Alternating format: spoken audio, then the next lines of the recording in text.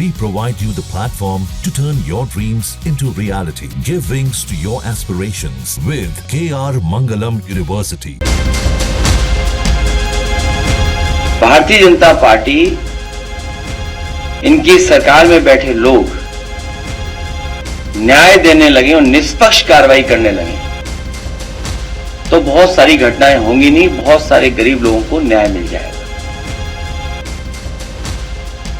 इस सरकार का रवैया क्या है, इस सरकार का रास्ता क्या है? व्यवसाय बनाने वाले लोग, हमारे इटावा कथा वाचन पीढ़ी अपमान कांड, उन्हीं कुछ प्रभुत्ववादी और वर्चस्ववादी की वजह से घटित हुआ है। उत्तर प्रदेश की सियासत में कथा वाचक मामले को लेकर अब एक नया मुद्दा शुरू हो गया है। मुद्दा ये कि क्या कथा वाचन का अधिकार सिर्फ एक समाज को है या फिर क्या यादव या कोई अन्य समाज का व्यक्ति कथा वाचन नहीं कर सकता। जी हां, आपको बता दें, इटावा में हुए कांड के बाद अब इस मामले ने राजनीतिक रंग ले लिया, जहां बीते दिनों समाजवादी पार्टी के अध्यक्ष अखिलेश यादव ने पीड़ित तीनों युवकों को अपने पार्टी कार्यालय बुलाकर तमाम बातें कही, तो दूसरी तरफ ये भी कहा कि अगर इस मामले में कोई कार्रवाई नहीं हुई तो आंदोलन किया जाएगा। इस मामले को लेकर जब हमने समाजवादी पार्टी के इटावा जिलाध्यक्ष प्रदीप शाक्य से बात की तो उनका कहना है कि यादव थे तो क्या भागवत पढ़ने का अधिकार नहीं है? चुनाव के समय सभी लोग हिंदू हो जाते हैं और कहा जाता है कटोंगे तो बटोंगे, लेकिन अब जब यहाँ पर जाति के आधार पर एक वर्ग विशेष को रोककर उनकी चोटी काटी गई तो ये कहां तक सही है? देखिए, जो कल घटना हुई है बहुत ही निंदनीय है। सभ्य समाज में इस तरह की घटना नहीं होनी चाहिए। और जब तक कि ब्राह्मण समाज के लोग आज यशस्वी होने से गए थे तो उन्हें भी कहना चाहिए कि समाज में जो अराजकता है वो किसी भी जात को, किसी भी धर्म को इस तरह की घटना को अंजाम नहीं देना चाहिए और जो दोषी हो उसके खिलाफ कड़ी से कड़ी कार्रवाई होनी चाहिए। ये कहना है कि हम लोग की भावनाओं को ठेस पहुंची, अपने नाम छुपाकर जो उन्होंने कथा करनी। देखिए, उनका कहना क्या है, लेकिन सच्चाई है कि जब चुनाव आते हैं तब एक तरफ कहा जाता है हिंदू एक हो जाओ, हम सब हिंदू हैं, एक साथ मिलके वोट करो, कटोगे तो कटोगे तो कटोगे, इस तरह का नारा देते हैं। अगर वो यादव थे, मान लीजिए थोड़ी देर के लिए, यदि वो यादव थे तो क्या उन्हें भागवत पढ़ने का अधिकार नहीं है? उन्हें अधिकार है और ये संविधान है, ये संविधान सबको अधिकार देता है, सभी को, चाहे यादव हो, चाहे पाल हो, चाहे कुशवाहा हो, चाहे शाक्य हो, चाहे राजपूत हो, जो भी समाज के लोग हैं, संविधान सबको अधिकार देता है। और दूसरी बात, इसके अलावा भी संविधान के बाद भी ये व्यास जो लोग थे ये बहुत दूर के नहीं थे, अछलदा के थे। और अछलदा और दादापुर में मुश्किल से 10-12 किलोमीटर का अंतर होगा।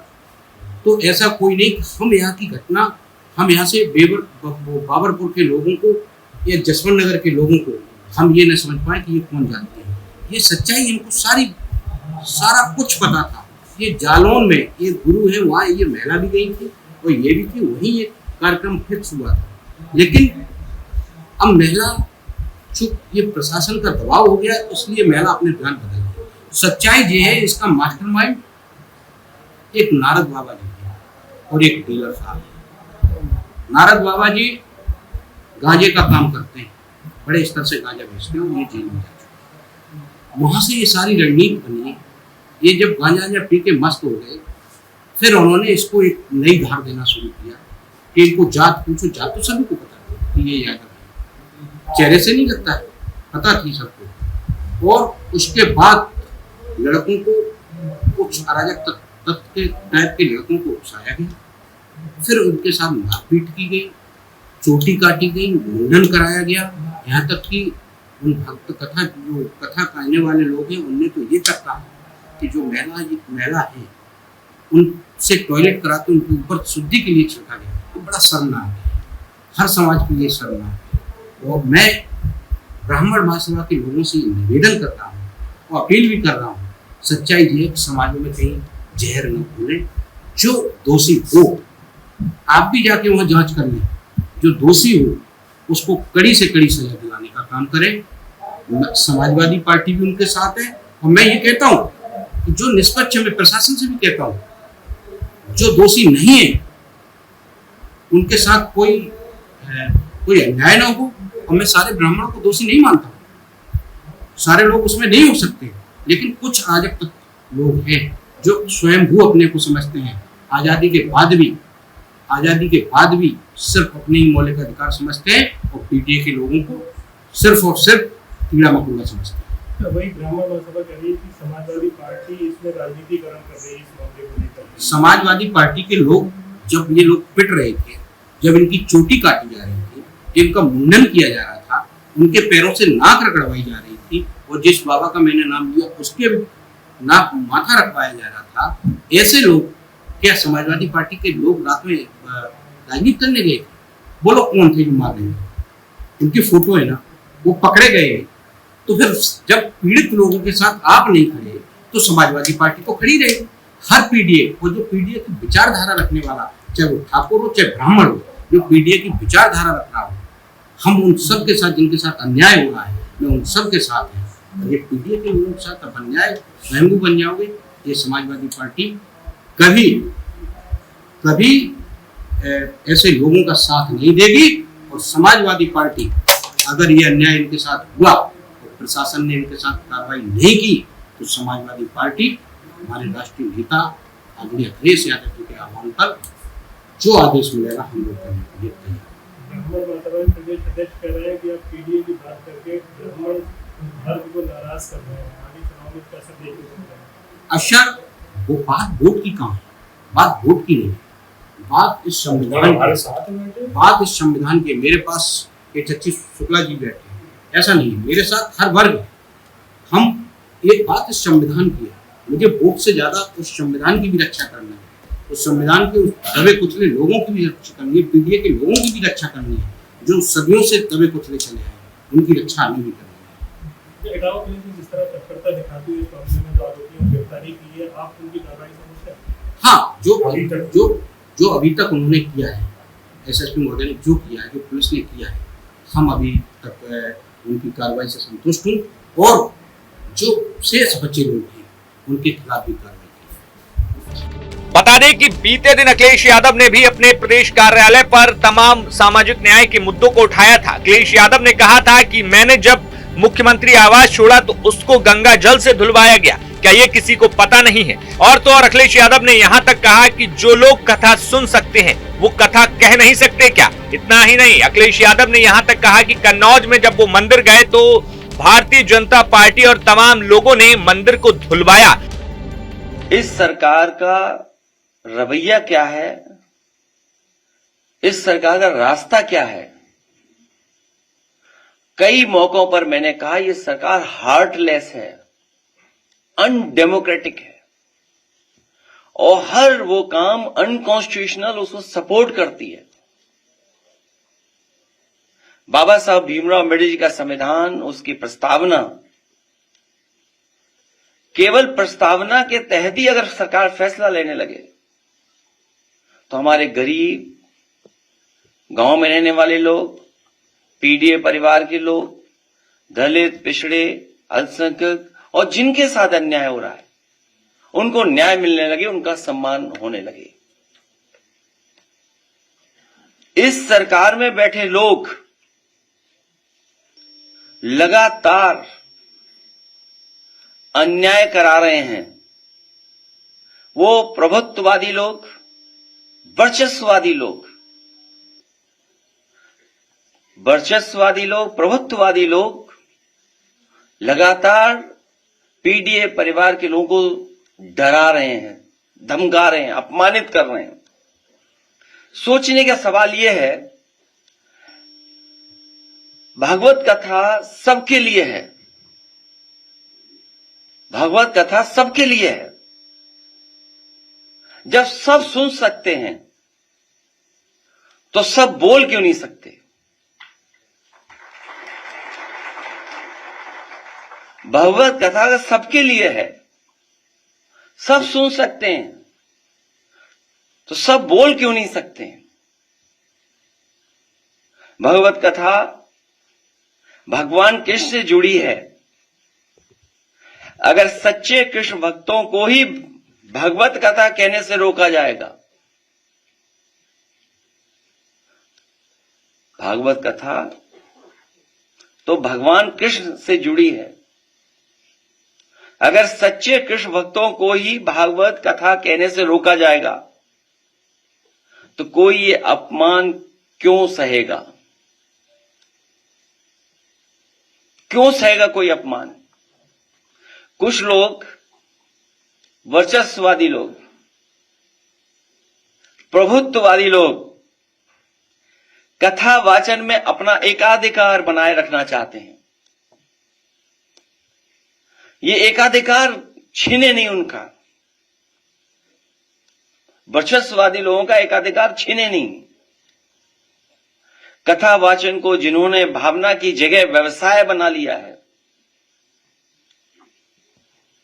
व्यवसाय बनाने वाले लोग हमारे इटावा कथा वाचन पीढ़ी अपमान कांड उन्हीं कुछ प्रभुत्ववादी और वर्चस्ववादी की वजह से घटित हुआ है।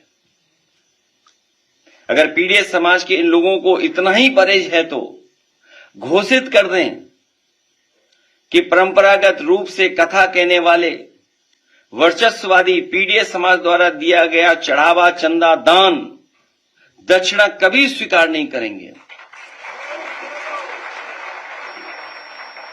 और अगर एकाधिकार ही आपको लाना है तो समय समय पर आप बहुत दावा करते हैं कि 370 खत्म किया है, तो देश में आप कानून ले आओ कि कथा वाचन का काम और एकाधिकार के लिए कानून ले आइए कि आप ही कह सकते और कोई दूसरा नहीं कह सकता।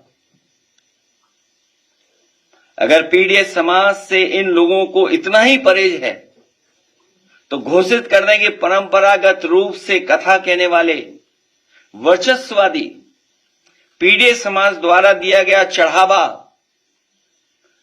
चंदा, दान, दक्षिणा कभी स्वीकार नहीं करेंगे। प्रभुत्ववादी और वर्चस्ववादी समय समय पर कभी घर को गंगा जल से तो कभी मंदिर को धुलवाकर पीढ़ी समाज का मानसिक उत्पीड़न व अपमान करते हैं, और अब तो सिर तक मुड़वा रहे हैं। अभी तक तो हमने आपने वो घटनाएं सुनी, देखी, जहां पर घरों को गंगा जल से धोते थे ये लोग। अगर कोई पीढ़ी परिवार का मंदिर चला जाए तो मंदिर को गंगा जल से धोते हैं, और अब तो सीमा लांघ गई ये वर्चस्ववादी। आखिरकार किसका आशीर्वाद है?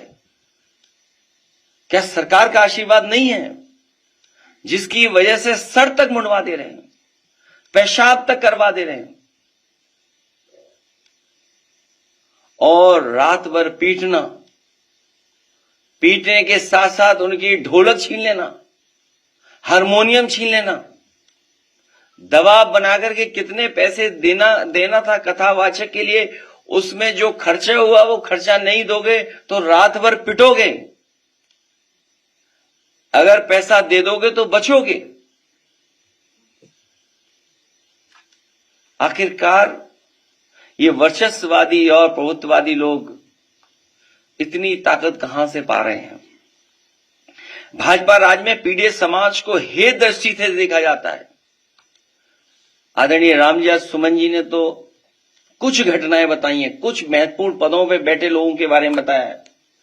सुना है हमने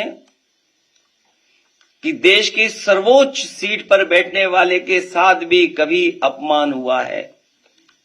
देश के राष्ट्रपति भी हे दृष्टि का सामना कर चुके हैं।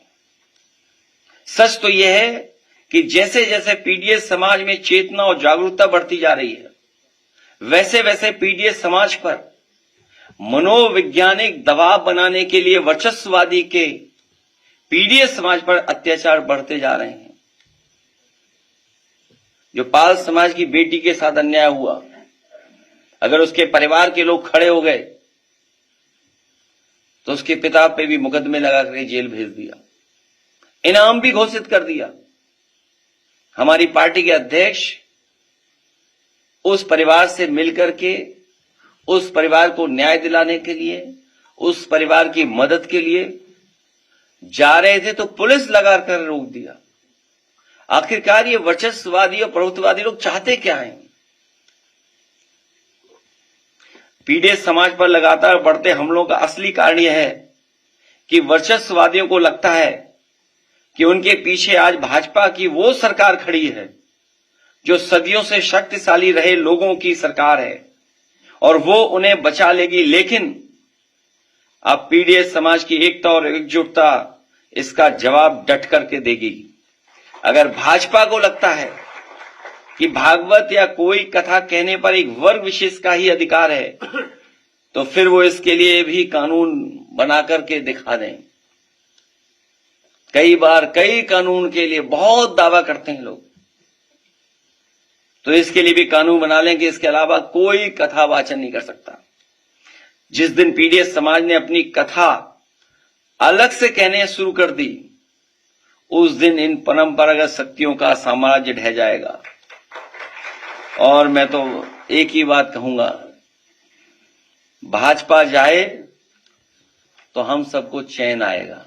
ये तमाम बातें अखिलेश यादव ने कहीं और सीधे सीधे निशाना भारतीय जनता पार्टी और सरकार पर डाल दिया। अब ऐसे में देखना होगा कि इस पूरे मुद्दे पर क्या कुछ और राजनीति दिखाई देती है। Bureau report, news nation. जहां भक्ति है हर शब्द में, कथाओं में छुपे हैं दिव्य रहस्य और ज्योतिष देता है जीवन को दिशा। धर्म से जुड़ी हर बातों को जानने के लिए हमारे चैनल स्तुति को सब्सक्राइब करें। चैनल पर जाने के लिए इस लिंक पर क्लिक करें।